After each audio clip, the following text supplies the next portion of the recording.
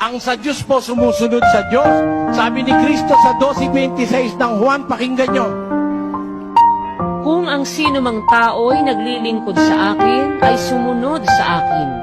At kung saan ako naroroon, ay doon naman doroon ang lingkod ko. Ang pagsunod kay Kristo, kahit saan siya pumunta, doon ka rin. Hindi pwedeng kahit saan ka. Ang dapat, kahit saan siya, susunod tayo. Yun po ang katalagahan ng pagliligtas. Kung gusto mong iligtas ka ni Kristo bilang tagapagligtas, kahit saan siya, susunod ka. Tanungin natin ang Biblia, asan po ba si Kristo? Saan siyang relihiyon? Saan siyang samahan? Sa Hebreo 10:21. At yamang may isang dakilang saserdote na pangulo sa bahay ng Diyos. Y teniendo un gran sacerdote sobre la casa de Dios. Sabi ng Biblia Kastila, nasa